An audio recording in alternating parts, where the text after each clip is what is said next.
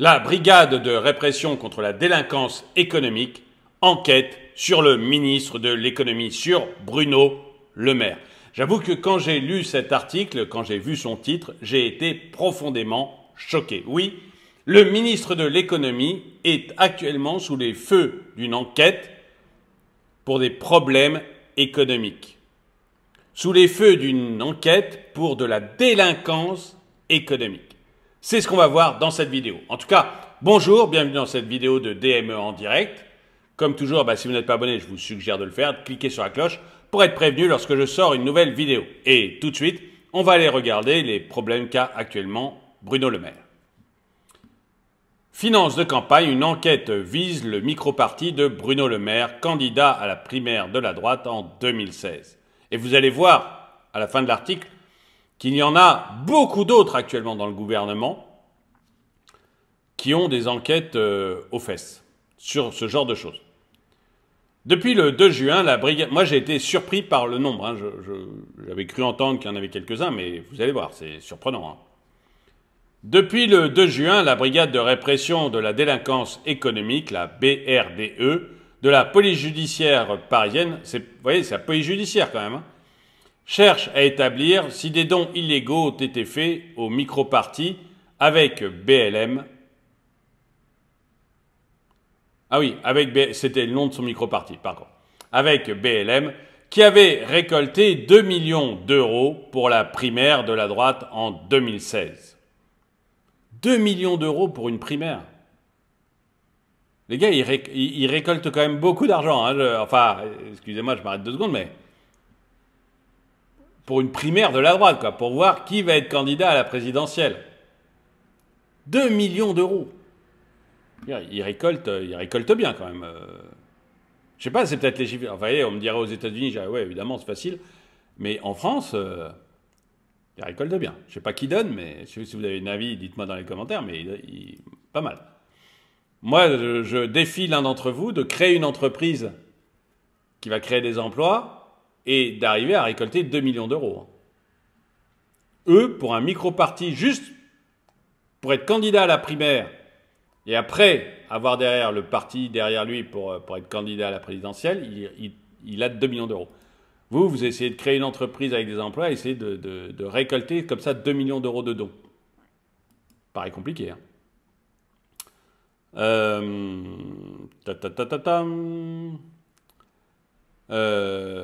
selon le site Mediapart, qui a révélé l'existence de cette enquête préliminaire, confirmée ensuite par une source proche du dossier à l'AFP. De son côté, le ministre de l'économie s'est dit surpris et rejette ces accusations. Je ne vais pas commenter, mais il a l'air surpris. Regardez la photo, il est surpris, Bruno. Là, il est en pleine surprise. C'est évident. Quelqu'un lui dit là... dit on a ouvert une enquête contre toi pour des malversations. Oh, il est surpris. Bruno Le Maire aurait-il bénéficié via son micro-parti de dons illégaux lors de la campagne pour la primaire de la droite en 2016? C'est du moins l'objet des investigations qui ont été lancées le 2 juin dernier pour participation au financement d'un parti politique par une personne morale par don ou fourniture d'avantages à un prix inférieur à ceux habituellement pratiqués, et pour acceptation par le parti politique de ces mêmes avantages, a précisé le parquet de Paris. Ces infractions sont passibles de 3 ans d'emprisonnement et de 45 000 € d'amende. Alors je sais qu'en France, c'est pas une tradition, mais ça arrive régulièrement que le ministre de l'économie se retrouve en tôle pour détournement d'argent, blanchiment d'argent ou avoir planqué son fric en Suisse ou je ne sais où. On a eu un célèbre exemple sous François Hollande. Mais vous imaginez 2 secondes, demain on nous dit Bruno Le Maire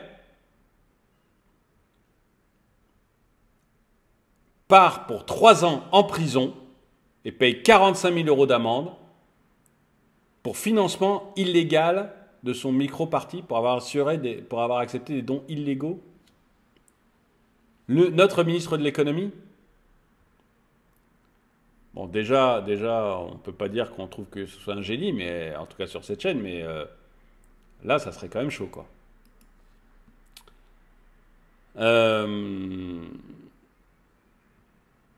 Hop, je passe à la suite. Concrètement, la brigade de répression de la délinquance économique, la BRDE, de la police judiciaire parisienne, doit établir si des dons illégaux ont été faits à ce micro-parti intitulé avec BLM, qui avait récolté 2 millions d'euros pour la primaire de la droite de 2016. Moi, je continue à dire que 2 millions d'euros, c'est quand même... Moi, ça me paraît énorme. Énorme. Je ne sais pas qui donne de l'argent pour qu'on arrive à 2 millions d'euros. Ça fait quand même un sacré paquet de fric, quoi. Avec BLM, vous voyez, c'est pas... on me dirait le Parti Socialiste ou les Républicains ou le Rassemblement National ou LFI lève 2 millions d'euros pour la campagne présidentielle. Je dirais que c'est pas beaucoup. Ok, ça me paraîtrait même pas beaucoup. Mais avec BLM, ça me paraît beaucoup. Qui avait récolté 2 millions d'euros donc pour la primaire de la droite en 2016, selon le site Mediapart, qui a révélé l'existence de cette enquête préliminaire, confirmée ensuite par une source proche du dossier à l'AFP. Et je viens de le lire, ça c'est pas possible. Lors de cette élection, Bruno Le Maire était arrivé en 5e position avec 2,4% des voix. Le gars, il récolte 2 millions d'euros à une primaire, tout ça pour finir avec 2,4% des voix. Mais ils les trouvent où, leur argent? Mais ils trouvent où autant d'argent? Et malgré les appels aux dons, et qui sont les débiles profonds qui donnent autant d'argent pour un mec qui a aucune chance d'y arriver, là, visiblement. Enfin, je veux pas dire... et honnêtement, si Bruno Le Maire me regarde, le prenez pas mal, mais vous avez fait 2,4% des voix, donc vous n'êtes pas dans vous n'êtes pas dans les 2 premiers ou dans les 3 premiers, vous êtes 5e avec 2,4% des voix, donc aucune chance d'y arriver. Zéro chance. À partir de là, quels sont les débiles profonds qui donnent 2 millions d'euros pour faire des trucs comme ça, quoi? Les mauvaises langues disent qu'est-ce qu'ils attendraient en contrepartie aussi. Mais c'est des mauvaises langues.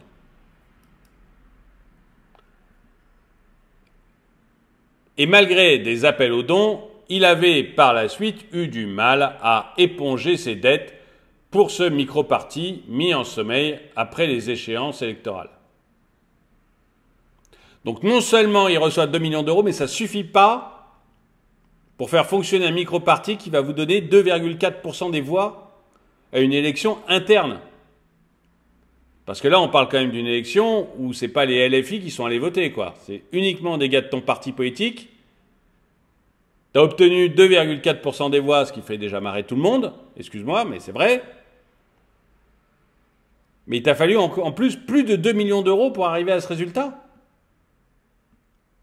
Bruno Le Maire se dit surpris. Ah bah moi aussi. C'est ces gens-là qui viennent nous expliquer comment gérer. Moi, excusez-moi, 2 secondes, mais ces gens-là passent leur vie à expliquer à des indépendants ou à des chefs d'entreprise comment gérer leur boîte. Eux, ils ont 2 millions d'euros qui leur tombent du ciel et ça leur suffit même pas pour arriver à un score de 2,4%.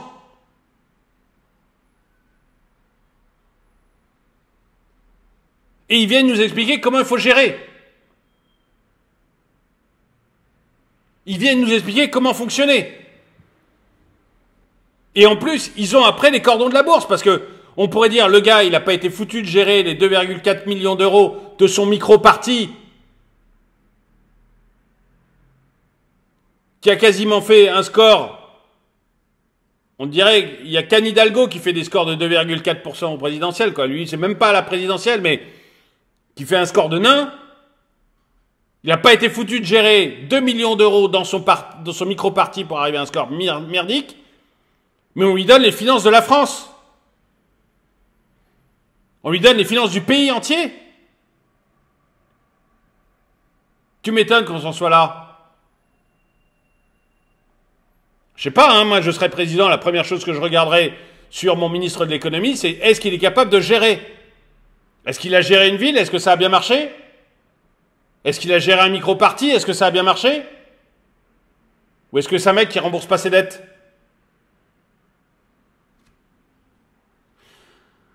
Enfin, excusez-moi, je trouve ça un petit peu gonflé quand même après venir nous vous voyez, aller expliquer à Leclerc après comment on doit gérer une entreprise, je trouve ça vachement gonflé quand même. Hein. Aller expliquer aux industriels comment ils doivent gérer leur boîte, je trouve ça hyper gonflé quand même. Quand t'arrives pas à gérer ton micro-parti.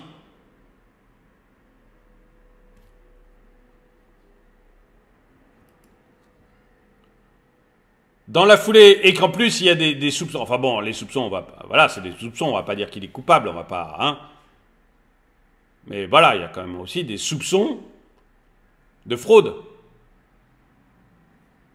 C'est peut-être faux, hein. Moi, je me ferais bien petit, là. Dans la foulée de ces révélations, le ministre de l'économie, qui rejette ces accusations, s'est dit surpris de la saisine par la justice, par la Commission nationale des comptes de campagne et des finances politiques, a indiqué son entourage à l'AFP. Donc la saisine de la justice, ça vient quand même de la Commission nationale des comptes de campagne et des financements politiques. Vous avez la PJ qui enquête, la police judiciaire, mais à la base, c'est quand même la Commission nationale des comptes de campagne et des financements politiques qui a demandé une enquête. Donc c'est pas forcément de la rigolade. C'est pas comme pour d'autres, un juge qui s'est auto-saisi du truc en disant voilà, moi je veux que ça soit, voilà, je m'auto-saisis, comme il a le droit de le faire, mais ce qui n'engage que lui en tant que juge. Là, c'est quand même la Commission nationale des comptes de campagne qui a saisi la justice et dit il faut enquêter quand même. Donc il y a quelque chose. Il y a peut-être rien. Moi, je veux pas faire le procès de Bruno Le Maire, mais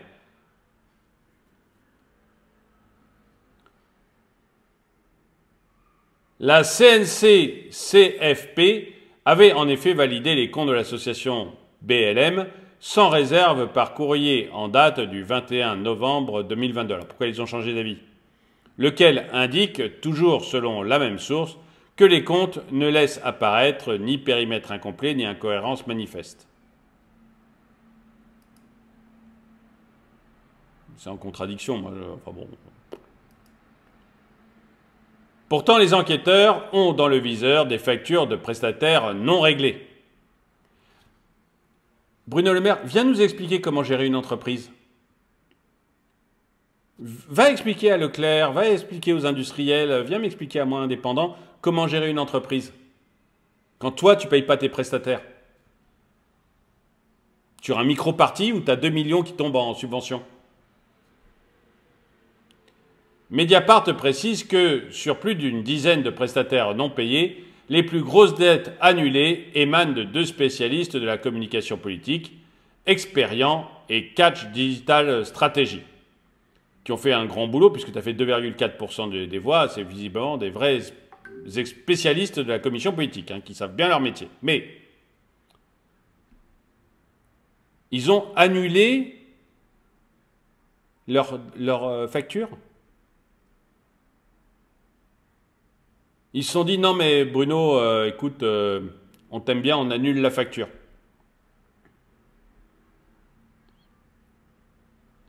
Ça sent mauvais, hein. Ça sent mauvais. D'ailleurs, à ta place, moi en tant qu'homme politique, j'aurais jamais accepté qu'ils annulent une facture.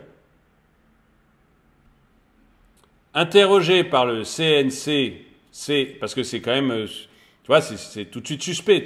Tout de suite, on se dit, mais ils ont eu quoi, un retour d'assureur pour avoir annulé leur facture? Ou alors on peut se dire, mais encore une fois, c'est les mauvaises langues, hein, moi je dis pas ça, mais les mauvaises langues pourraient dire, en fait, ils ont annulé leur facture parce qu'on les a menacés d'un contrôle fiscal bien carabiné, puisque maintenant tu es ministre de l'économie, hein, donc tu peux déclencher des... Donc c'est pour ça qu'ils ont annulé leur facture, parce qu'ils avaient peur de se taper... On leur a dit, vous annulez ou alors vous tapez le contrôle fiscal du siècle. Ou alors parce qu'on leur dit, bah tiens, je vais te donner autre chose là, un peu à la McKinsey, quoi. Je vais te donner un truc là, Vous allez nous faire une étude pour le ministère de l'économie pour 400 000 euros en échange, cette facture de 9 000, tu l'oublies. Je suis sûr que Bruno Le Maire n'a pas fait ça. Hein. Attendez, n'allez pas m'accuser d'avoir dit comme ça, d'avoir dit des choses méchantes sur Bruno Le Maire. Je suis sûr qu'il n'a pas fait ça. Mais des gens un peu suspicieux vont dire ça. Et vous allez l'entendre et vous allez le voir sur les réseaux sociaux parce que fatalement, ça prête à la controverse. On peut se poser la question. C'est pas bon quand on est ministre de l'économie. Il faut pas prêter le flanc à ça, vous voyez. Sur 2 factures, la CNC-CFP a demandé des informations complémentaires qui lui ont été fournies. Ces 2 factures faisaient l'objet d'un différend avec les prestataires. En l'absence de retour de leur part, ces 2 factures ont été annulées à l'issue de la période de prescription conformément aux règles comptables, a encore expliqué l'entourage de Bruno Le Maire à l'AFP. Bon, c'est possible, mais c'est pas ce que pense la justice, puisque visiblement, ils enquêtent. Plusieurs enquêtes au sein du gouvernement. Ah oui, alors là, ça m'a vraiment surpris. Là, quand on liste comme ça les trucs, on se dit waouh, quand même. Bruno Le Maire n'est pas le seul à faire l'objet d'une enquête. D'autres membres du gouvernement sont également aux prises avec des démêlés judiciaires, à l'instar du garde des Sceaux Éric Dupond-Moretti, le ministre des Armées Sébastien Lecornu. Alors, je ne les connais pas tous.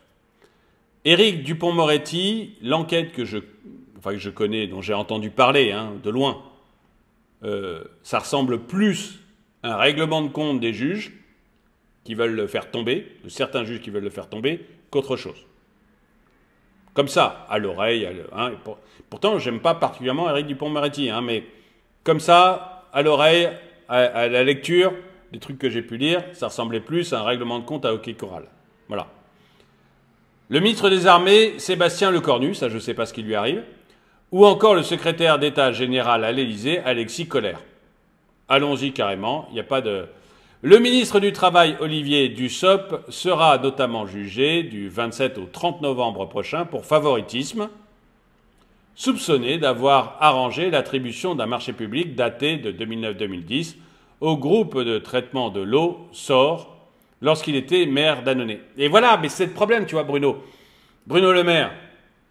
C'est exactement le problème, c'est que là, on va vous soupçonner, alors que vous n'avez certainement rien fait, mais on va vous soupçonner de favoritisme. C'est-à-dire qu'on va dire, mais ces boîtes qui ont accepté d'annuler leurs factures, pourquoi elles l'ont fait?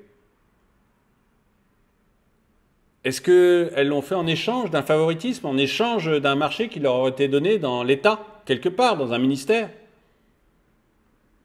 On va forcément se poser la question. Vous ne devriez pas faire des choses comme ça.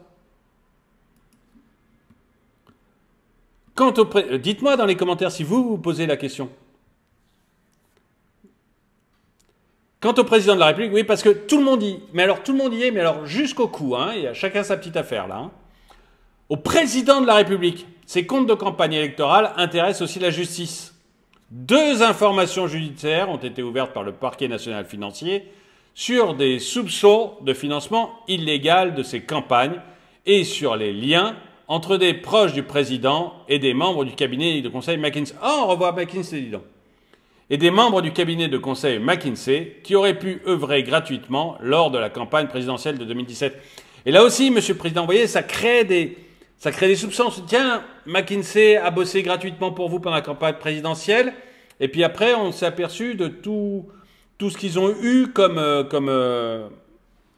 travaux à faire pour l'État. Moi, je me rappelle, parce que j'ai lu des rapports du Sénat, j'en ai parlé dans des vidéos, je me rappelle de McKinsey avec des rapports sur l'éducation nationale à 450 000 euros. Je me rappelle de toute la période Covid où on payait très largement McKinsey, qui était soupçonné de faire quasiment la politique de la France. Je me rappelle de rapports sénatoriaux là-dessus, dont j'ai parlé dans des vidéos. Et vous voyez, forcément, Monsieur le Président, quand ils œuvrent pour vous gratuitement pendant la campagne, derrière, on est obligé de se demander s'il n'y a pas des retours d'ascenseur. C'est compliqué quand même de ne pas se poser la question, vous voyez. Vous ne devriez pas faire ça. Voilà, c'est comme Monsieur le maire, vous ne devriez pas faire ça. On va se poser des questions. Les gens qui écoutent ces vidéos vont finir par se poser des questions. Alors que personne ici ne doute naturellement de l'honnêteté d'Emmanuel Macron ou de Bruno Le Maire. C'est évident. Mais voilà, quand même. Une enquête préliminaire pour blanchiment aggravé de fraude fiscale, aggravée elle aussi, est également en cours au PNF depuis fin mars. Blanchiment aggravé de fraude fiscale aggravée est également en cours au PNF depuis fin mars. Voilà, donc dites-moi dans les commentaires ce que vous en pensez, si vous trouvez qu'effectivement ça peut prêter à confusion toute cette histoire. Et dites-moi également,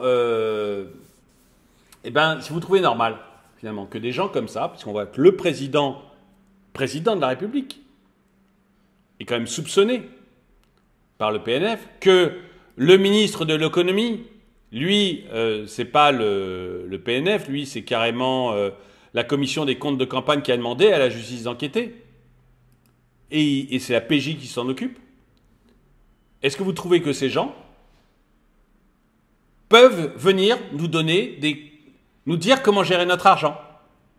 Même peuvent gérer l'argent de la France, quoi, du coup. Est-ce que vous trouvez normal qu'ils aient comme ça la possibilité de gérer l'argent de la France? Encore, le président, il est élu. Donc ceux qui ont élu, l'ont élu. Bruno Le Maire, il n'est pas élu. Donc, est-ce qu'il est légitime pour gérer l'argent de la France quand on voit qu'il y a quand même des gros doutes? Et que même si on n'a pas les gros doutes là-dessus, eh bien, on peut se poser très sérieusement une question. Il n'a pas su gérer son micro-parti, il a reçu 2 millions d'euros déjà. Bon, je ne vais rien dire, mais qui a donné ces 2 millions d'euros? Pourquoi?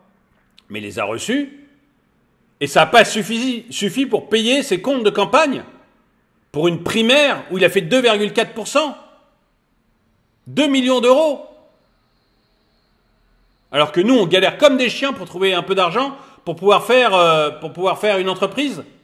Eux, ils touchent 2 millions d'euros et ça leur suffit pas pour gérer une campagne où ils vont faire 2,4% à la fin. Et derrière, ils viennent donner des conseils de gestion à des industries, à des entreprises,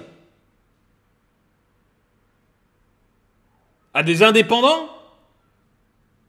Derrière, on va leur donner les clés du trésor français en leur disant « T'as pas été foutu de gérer 2 millions,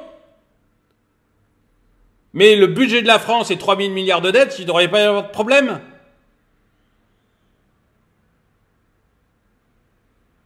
Dites-moi ce que vous en pensez dans les commentaires, je pense que ce que j'en pense a été visible. En tout cas, merci d'avoir regardé cette vidéo, mettez-lui un pouce vers le haut, commentez-la, partagez-la. Merci à tous ceux qui soutiennent la chaîne et moi je vous dis à très bientôt.